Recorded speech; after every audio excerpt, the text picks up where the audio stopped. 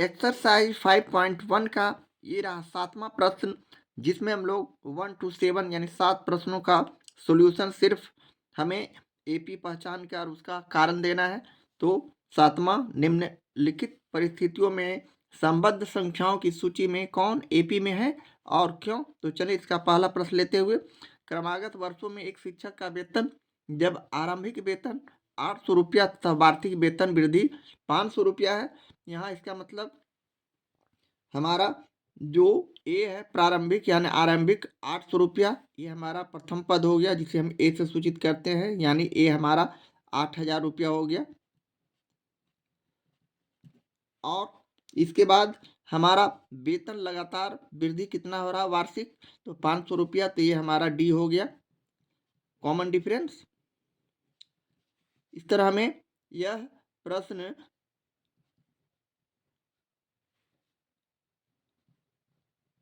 AP में है, अतः हम लिख सकते हैं अतः दिए गए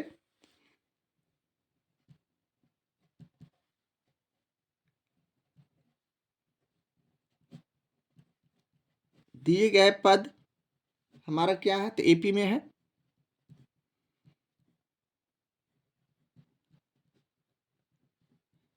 और क्यों एपी में है, क्योंकि हम अपना कारण दे देंगे, क्योंकि हर वर्ष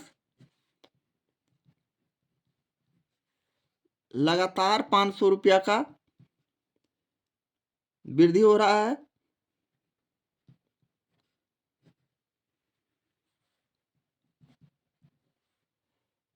₹500 की वृद्धि होती है, लिख देंगे।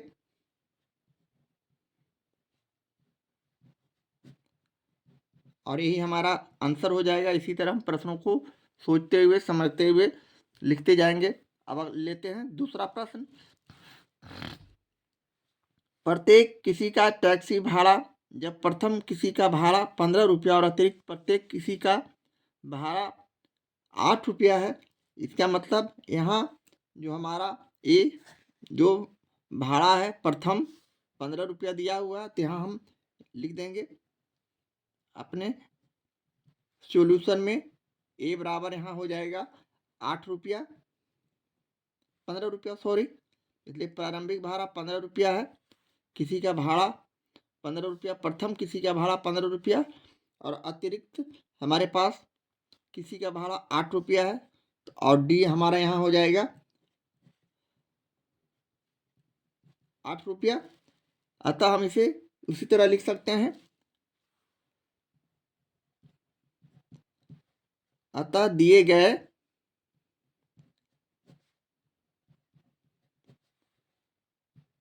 पद हमारा क्या है, एपी में है, इसलिए कॉमन डिफरेंस 60 रुपया हमारा ठीक है। पर इसलिए कि प्रत्येक का भाड़ा आ रहा है 8 रुपया। क्यों क्यों है, रीजन दे देंगे, कारण दे देंगे, क्योंकि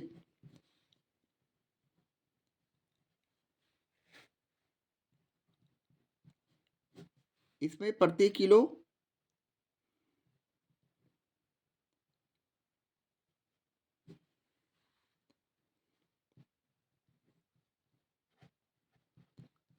प्रति किलोमीटर भाड़ा का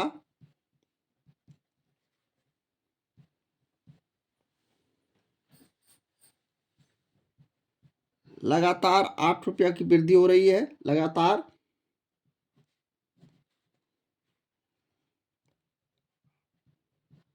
8 रुपया की वृद्धि हो रही है। इस तरह हम प्रश्नों का सॉल्यूशन लिखकर समझकर कर सकते हैं। इसी तरह अगला प्रश्न तीसरा लेते हुए, एक सीढ़ी के डंडों की लंबाइयां जब नीचे से ऊपर की ओर एक समान रूप से 2 सेंटीमीटर घटती जाती है, लगातार घट रही है 2 सेंटीमीटर, जो कि डी हो जाएगा। और सबसे नीचे वाला डंडा की लंबाई 45 सेंटीमीटर है। इसका मतलब यहाँ हमारे पास डंडा की लंबाई जो है ए हो जाएगा, जो कि 45 सेंटीमीटर है। और डी का मान यहाँ कॉमन डिफरेंस जो हमारा है, पदांतर जिसे कहते हैं, -2 है, लगातार 2 सेंटीमीटर की गिरावट हो रहा है, घट रहा है, घटती जा रही है। अतः हम इसे भी उसी तरह लिख सकते हैं।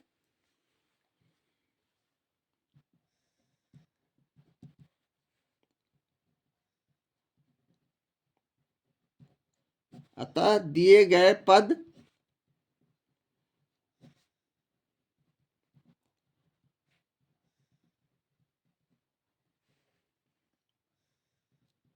एपी में है क्योंकि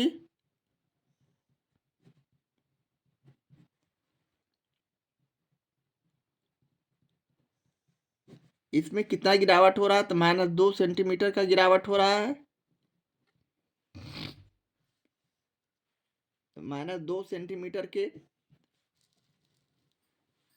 समान रूप से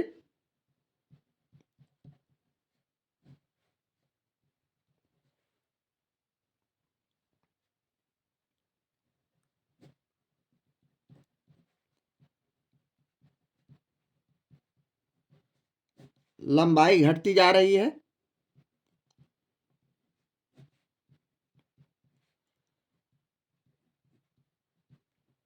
और ये हमारा सॉल्यूशन है। इस तरह हम तीसरे प्रश्न का सॉल्यूशन करते हैं। अगला प्रश्न चौथा लेते हुए, किसी खाते में प्रतिवर्ष, ये रहा चौथा प्रश्न, किसी खाते में प्रतिवर्ष जमा राशि जब 10,000 रुपया की मूल राशि 8% प्रति वर्ष की चक्रवृद्धि ब्याज की दर से जमा की जाती है। तो यहाँ हम लोग पी जो देख रहे हैं, ये हमारा क्या हो जाएगा, ए हो जाएगा, ये मूलधन जो है। तो हम यहाँ जो पी को देख रहे हैं, इसे ए समझते हुए हम यहाँ इसे लिख देंगे, या फिर इसे उसी तरह सूत्र पर रखते हैं, इसे पी रखते हैं मान। पी इक्वल टू हो गया 10,000, और यहाँ दर यानी आर हमारे पास है 8%।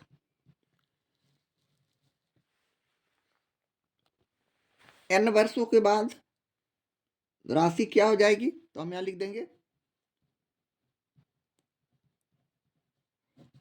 n वर्षों के बाद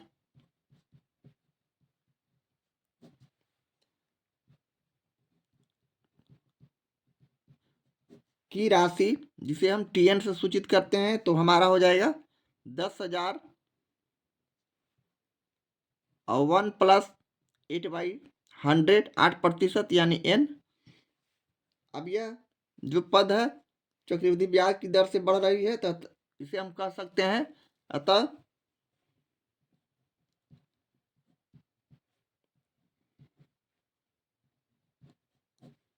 दिए गए पद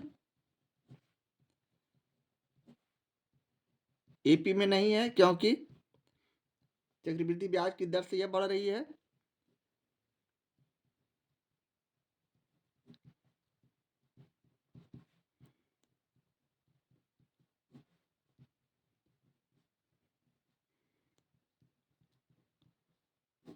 क्योंकि इसमें लगातार प्रतिवर्ष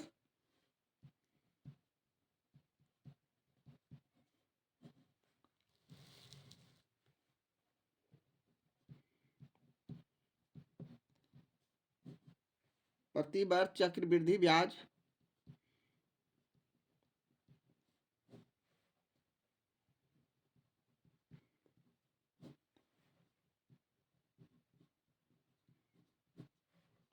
चक्रवृद्धि ब्याज की दर से बढ़ोतरी या वृद्धि हो रही है।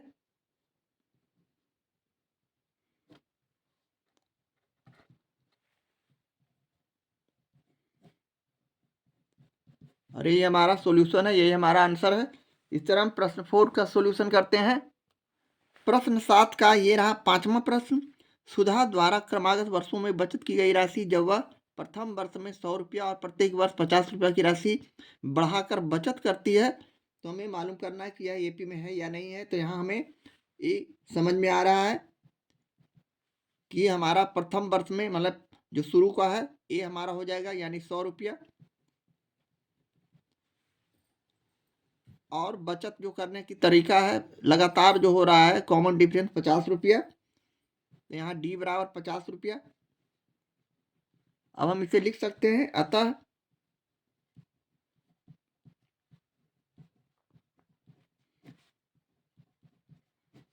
दिए गए पद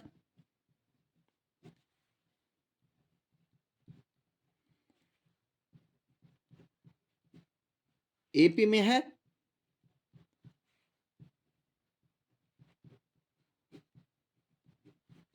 क्योंकि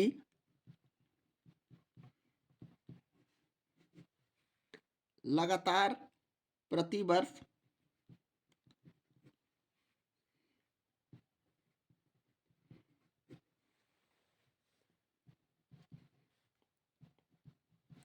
₹50 बढ़ाकर बचत हो रही है।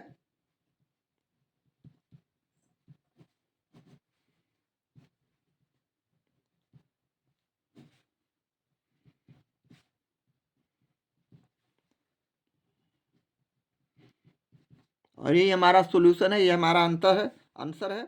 इस तरह हम प्रश्न 5 का सॉल्यूशन करते हैं। अगला प्रश्न छठा लेते हुए, खरगोश युग्म की क्रमागत महीनों में संख्या।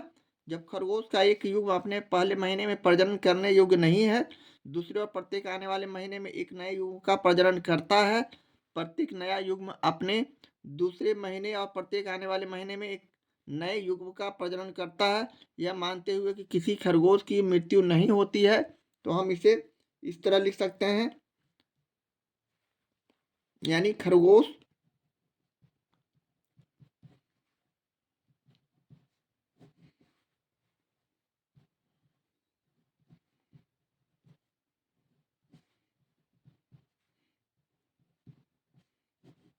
क्रमागत महीनों में संख्याएं क्या है?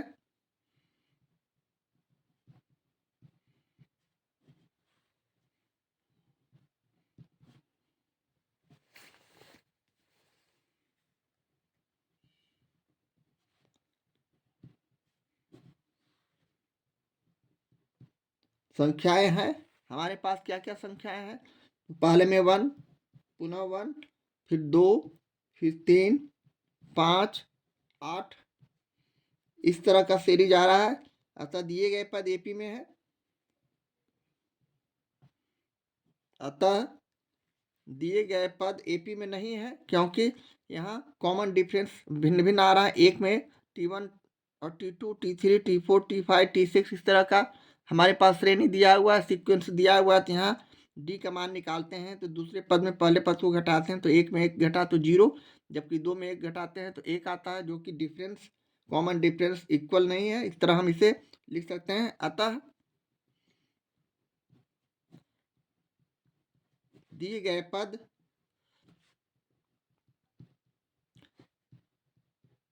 एपी में नहीं है।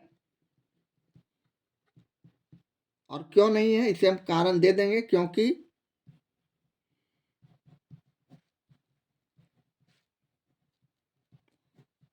यहाँ सार्व अंतर कॉमन डिफरेंस जिसे डी से सूचित करते हैं समान नहीं है।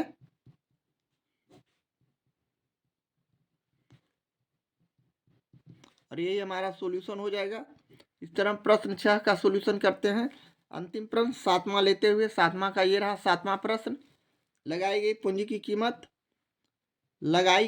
की कीमत 1, 2, 3, 4, जो कि n इन्फिनिटी वर्षों के बाद, जब पूंजी की राशि एक वर्ष के बाद स्वयं की 5/4 गुनी हो जाती है, यह भी लगभग, इसे भी हम उसी तरह लिख सकते हैं। पूंजी की कीमत हमारे पास क्या है?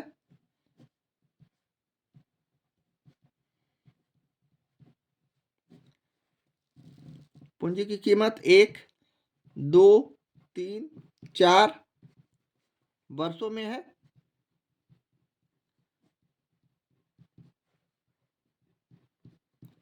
जहां पूंजी की राशि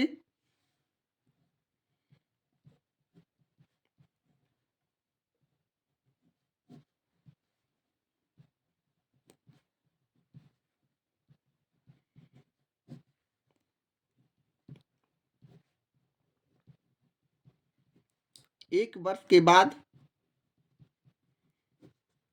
स्वयं की 5/4 गुनी हो जाती है, जो कि लगातार वृद्धि से बढ़ रही है। गुनी की वृद्धि से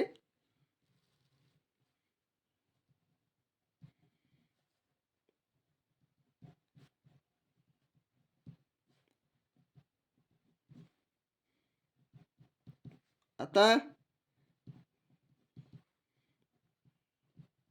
यहाँ पदांतर जो है कॉमन डिफरेंस समान नहीं है।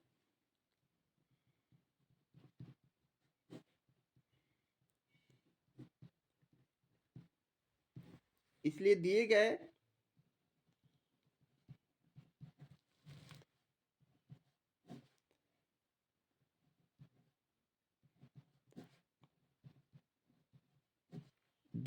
पद हमारा एपी में नहीं होगा।